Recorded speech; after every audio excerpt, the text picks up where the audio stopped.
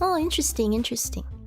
I had a tsundere phase, in well, I guess in both senses of the word. I had a phase where I really enjoyed, or really read a lot of, and watched a lot of tsundere stuff. But then it just started to be too much for me, and then I got fed up with it, and then I stopped. But I think one of the reasons it ended up being too much for me is because I personally was a little bit of a tsundere. I still probably am a little bit. Can't tell though. I consider myself a recovering tsundere. And I didn't like how they were always portrayed as so simple and like things to be conquered, and furthermore that people didn't recognize that it's actually really unhealthy to be a tsundere in real life, because all you do is push people away, and that's reasonable because you're rude. And most people don't want to be around people who are rude.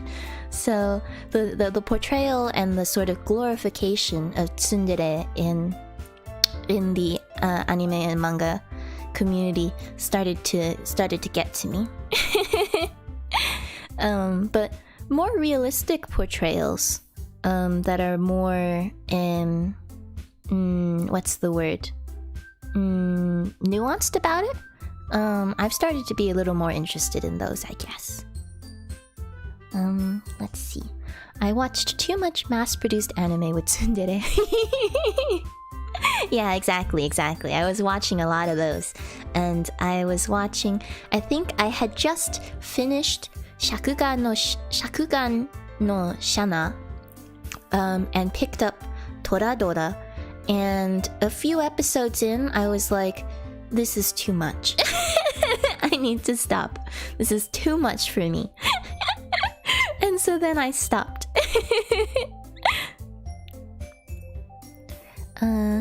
I'm too straightforward for these two mind games. Yeah.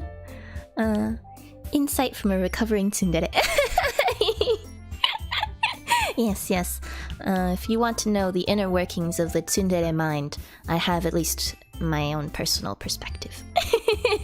I was pretty bad, to be honest. I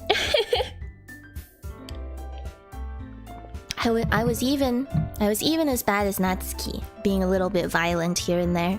It wasn't good. I don't blame people for being pushed away.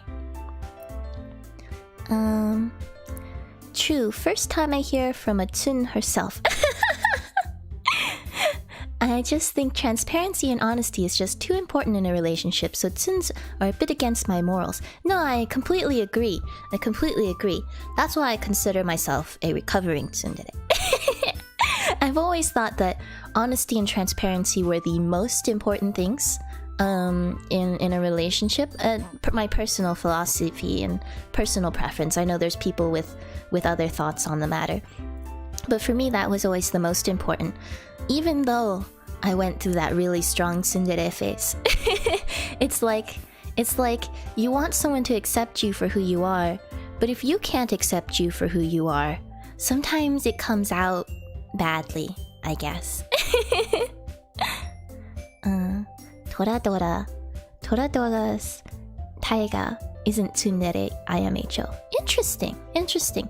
Well, I've heard a lot of good things about Toradora since I dropped it, so I don't know if it actually has a sort of different take on tsundere type archetypes than most, because I only watched the first bit, like I said, and it's possible that the character ends up being a bit deeper, but at the time, having come off of a tsundere binge,